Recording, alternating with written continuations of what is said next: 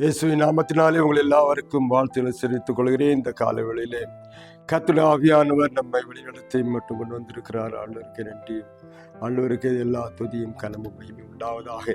இப்பொழுதும் உங்களுக்காக ஒரு வசனத்தை நான் சொல்ல விரும்புகிறேன். ஏசாயின் புஸ்தகம் 55ஆம் அதிகாரத்தில் 8ஆம் வசனம், 55:8. என் நினைவுகள் உங்கள் நினைவுகள் அல்ல, உங்கள் வழிகள் என் வழிகளும் அல்லவென்று கர்த்தர் சொல்லுகிறார். ஏசாயா தீர்க்கதரிசி ஜனங்களை பார்த்து சொல்றாரு.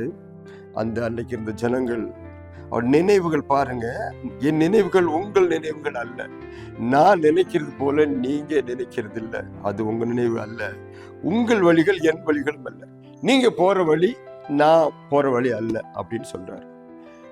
ஆண்டுடைய வழி வித்தியாசமானது, உங்க வழி வித்தியாசமானது. அது எவ்வளவு உயர்ந்திருக்கிறது என்பது அடுத்த வசனத்துல பாருங்க. பூமிக்கும் வானத்துக்கு எவ்வளவு உயரமோ அவ்வளவு உயரம் வித்தியாசமான இருக்கிறது என்று ஆண்டவர் சொல்லுகிறார். இந்த நாளில் அருமையானவர்களே, நம்ம மனுஷனுடைய வழிகள் எப்படி இருக்கிறது, அவனுடைய நினைவுகள் எப்படி இருக்குதுன்னு பார்த்தீங்கன்னா, இப்படித்தான் இப்போ நடந்து கொண்டிருக்கிற காரியத்தை பாருங்க. மனுஷன் நினைவுகள் எப்படி இருக்கிறது என்பது, நான் சொன்னதான் எல்லாம் கேட்கணும் அப்படிங்கிற ஒரு டாமினேஷன் நினைவுகள் உள்ள பாருங்க. எல்லாத்தையும் நான் கை கொள்ளு பாருங்க. அலெக்சாண்டர்னு ஒருத்தர் இருந்தார். அந்த அலெக்சாண்டருடைய இந்த கிரேக்க சாம்ராஜ்யத்தின் ஒரு கிரேட் அலெக்சாண்டர்னு சொல்லுவாங்க. இந்த அலெக்சாண்டர் 33 வயசுல செத்துட்டான். ஏன் தெரியுமா? அவனுடைய நினைவுகள், எண்ணங்கள், பேராசைகள்னால தான். எல்லாத்தையும் பிடிப்பேன், நாட்டை பிடிப்பேன், கூட்ட பிடிப்பேன், அதை பிடிப்பேன், இதை பிடிப்பேன், எல்லாம் எனக்கு கீழே தான் இருக்கணும் அப்படிங்கிற எண்ணம் உருவான பொழுது, அவன் நினைவுகள் மாறின பொழுது அவன் ஆயுசு நாட்கள் குறைந்து போன. இதே போல நிறைய பேர் எழும்பினார்கள், போறார்கள். மற்ற நினைவு அப்படித்தான் இருக்கிறது. அந்த நினைவுகள் போல என் நினைவு இல்லை என்று கர்த்தர் சொல்லுங்க. இன்னும் சிலர் மக்கள் நினைப்பார்கள், எல்லாம் சமாதானமா சந்தோஷமா நிம்மதியா இருக்கணும், உலகம் எல்லாம் சமாதானமா இருந்தா ரொம்ப நல்லா இருக்குமே என்று அந்த நினைவுகள், அது நல்ல நினைவுகள் தான். ஆனா அது போலயும் நடக்காது. இன்றைக்கு யுத்தமே வராமல் சமாதானமா நாள் இருக்கணும் நினைக்க, அது அப்படி நடக்காது. ஏனென்றால் ஒரு மனுஷன் சமாதானமா இருக்கும் போது அவனுக்கு பாருங்க எதை பத்தியுமே அவன் கவலைப்பட மாட்டான். ஆண்டவருக்கா சொன்னார் பாருங்க, நீதிமன்றம் வடிக்கும் போது ஒரு மனுஷன் விருந்து வீட்டுக்கு போறது காட்டி துக்க வீட்டுக்கு போறது நல்லது. ஏன்னு சொன்னார்னா, இந்த துக்க வீட்டுக்கு போகும்போது அவன் தெரிந்து கொள்வான் நமக்கும் மரணம் வரணும். இல்லைன்னா அவனுக்கு அவன் நல்லா ஜாலியா இருந்தாலும் மரணமே இல்லாத போல ஆக்ஷன் பண்ணுவான். அப்போ மரணம் வரும், மரணத்துக்கு பின்பு என்ன நடக்கும் என்பதை யோசிப்பான். அப்போ இந்த ரெண்டுமே கலந்துதான் வரும். அப்போ பாருங்கள், இந்த யுத்தங்கள் காரியங்கள் எல்லாம் பார்க்கும்போது நமக்கு பாருங்க எது எல்லாரும் சமாதானமா இருக்கும். இப்ப எலெக்ஷன் நடக்க போது சமாதானமா நடக்கும், உண்மைதான், அப்படிதான் எல்லாம் நினைப்பாங்க. ஆனா அந்த நினைவுகள் ஆண்டு நினைவுகள் அல்ல என்று சொல்லுகிறார். அவருடைய நினைவுகள் நம்ம நினைவு அல்ல என்று சொல்லு. நம்ம நல்லா இருக்கணும்னு நினைப்பாங்க, நல்லா இருக்காது. நல்லா இருக்க வேண்டாம், மற்றவன் கெட்டு போகணும், அவன் மோசமா போகணும், அந்த நாடு அழிஞ்சு போகணும், நான் மட்டும் அப்படி நடக்கும், அது நடக்காது. ஏன்னா அப்படி ஆண்டவர் நினைக்கவில்லை.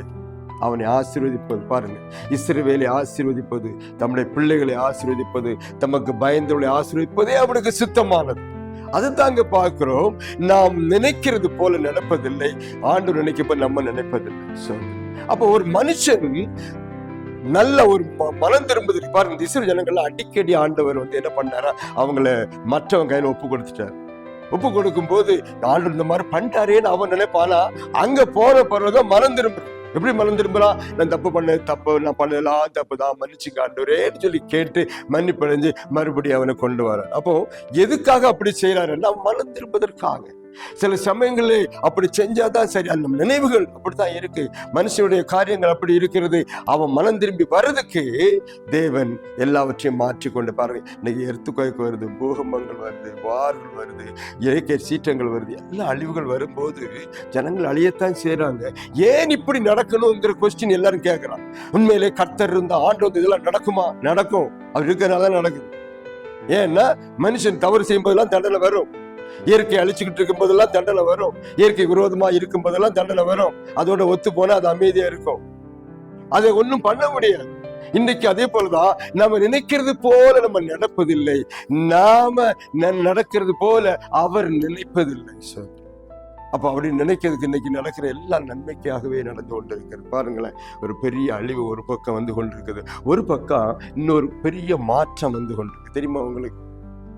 ஒரு பக்கம் பயங்கரமான எழுப்புதல் என்று சொல்லும்போது உண்மை தேவனை அறிகிற நாட்கள், உண்மையானது படைத்தவர் அறிந்து எந்த தேவன் சரியில்லைன்னு சொன்னாங்களோ, எந்த பைபிளை எடுத்து கொளுத்தினாங்களோ அந்த பைபிள் பக்கம் ஜனங்கள் திரும்பி கொண்டிருக்கிறார்கள்.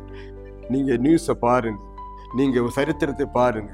ஆண்டவர் தன்னை தாமே வெளிப்படுத்தி கொண்டு, யார் அன்னைக்கு சொல்லும் போது யாரும் கேட்கல. இரும்புத்தர பைபிளை படிச்சாலே அவனை தலையை வெட்டி கொல்லணும் அவனை. அப்படிப்பட்ட ஒரு சூழ்நிலைகள் மத்தியில இப்ப பெரிய மாற்றம் உண்டாயிருக்கு. இந்த மாற்றம் எதனால வந்ததுன்னா இந்த அழிவுனால, யுத்தத்தினாலே வந்தது. இது தேவனுடைய சித்தம், நம்ம ஒன்றும் பண்ண முடியாது, யாராலும் மாற்ற முடியாது. இப்படித்தான் நடக்கணும்னு அவர் சித்தம் வச்சுன்னா அது அப்படித்தான் நடக்கும். அதனாலதான் உன் நினைவுகள், உங்கள் நினைவுகள் என் நினைவு அல்ல என்று சொல்லி கர்த்தர் சொல்லுகிறார்.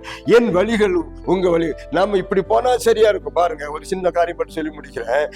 இந்த வழிகளை பத்தி படிக்கும் போது ஆண்டவர் நடத்துற வழி கொஞ்சம் வித்தியாசமான வழியா இருக்கலாம். எகிப்திலிருந்து புறப்பட்டு வரும் பொழுது இஸ்ரேல் ஜனங்களுக்கு இந்த செங்கடலை கடக்காம, செங்கடலை என்ட்ரி பண்ணாம போறதுக்கு நிறைய வழிகள் இருக்குது. ஆனா அப்படி அவர் அவர்களை கொண்டு செல்லவில்லை. இந்த லட்சக்கணக்கான மக்களை செங்கடல்ல முட்ட வச்சிட்டாரு. இது கிட்ட போகும்போது மற்ற ஜனங்கள் எல்லாம் சொல்றாங்க, ஜாதிகள்லாம், இந்த ஜாதிகள்லாம் பார்க்கறாங்க, சொல்றாங்க, உங்களுக்கு அறிவில்லை, உங்க கடவுளுக்கு அறிவில்லை, போய் செங்கடலுக்குள்ளே போவாங்க. எத்தனை வழி இருக்கு, அந்த வழியை போக வேண்டியதானே கானானுக்கு, ஏன் அப்படி போனாலும் யோசனை பண்ணாங்க. ஆனா ஆண்டவர் வழிகள் வித்தியாசமானது. செங்கடல்ல கொண்டு போறாருன்னா அதுக்கு ஒரு திட்டம் இருக்கும். அதனால தான் அங்க செங்கடல்ல போனாதான் முடியும். ஏற்கனவே சொல்லியிருந்தார், இன்று கண்ட எகிப்தனை இனிமேல் நீ காண மாட்டாய், இவ்வளவு அடிமைப்படுத்தணும் நீ காண மாட்டாய். திரும்ப அவங்களை துரத்திட்டு இருக்காங்க, திரும்ப அடிமைத்தனத்துக்குள்ளே அதை ஒரே தினம் அழிக்க சித்தம் கொண்டார். அதனாலே செங்கடலுக்குள்ளே கொண்டு போனார். செங்கடலிருந்து ஜனங்களை காப்பாற்றினார், தமிழ் ஜனங்களை. ஆனால் எகிப்திலிருந்து வந்த 600 ரதங்களையும் 600 குதிரை வீரர்களையும் எல்லாரையும் செங்கடல் அமிழ்த்து போட்டது. அதுக்கு தாங்க கொண்டு போனார். இதே போலதான் சில சமயங்களில் கர்த்தர் வழிகள் நமக்கு தெரியாது. இன்றைக்கு உங்க வாழ்க்கையில கர்த்தர் ஒரு வழி நடத்துறாண்டா, நன்றி சோத்திரம் ஆண்டவரே உமக்கு நன்றின்னு சொல்லுங்க. அந்த வழி உங்களுக்கு பிடிக்காட்டாலும் அவருக்கு பிடிச்சிருக்குது. அந்த வழி நடத்துவார், உங்களை நல்ல வழி நடத்துவார், உங்க வாழ்க்கையில குறைவில்லாமல் நடத்துவார். அந்த வழியில நடக்க ஒப்பு கொடுங்க. நான் நினைச்ச போல் நடக்கணும், நான் இது போல் இருக்கிறேன்னு சொல்லாதீங்க, நீர் நினைச்சது போல் நடக்க ஒப்பு கொடுக்குன்னு இந்த காலையில் சொன்னா கர்த்தர் உங்களையும் குடும்பத்தையும் பிள்ளைகளையும் அபரிதமாய் ஆசீர்வதிப்பார். துக்க செய்திகள் வந்துட்டு தான் இருக்கும், பயப்படாதீங்க. கர்த்தர் நம்மோடு இருக்கவர்கள் யாரும் நம்ம ஒன்றும் பண்ண முடியாது. நீங்கள் கர்த்தரோடு இருந்தால் அவர் உங்களோடு இருப்பார். அவர் நினைக்க போல நீங்க நினைங்க, நம்ம நினைக்க போல அவர் நினைக்கிறது இல்லை. அவர் நினைக்க போல நினைப்போம். நீ என்ன செஞ்சாலும் எனக்கு நன்றி, என்ன செஞ்சாலும் எனக்கு நன்மைதான் வரும்னு நினைங்க. கர்த்தர் உங்களையும் குடும்பத்தை ஆசீர்வதிப்பார், பெரிய காரியங்களை செய்வார். கர்த்தர் நம்மை ஆசீர்வதிப்பாராக. ஆமென்.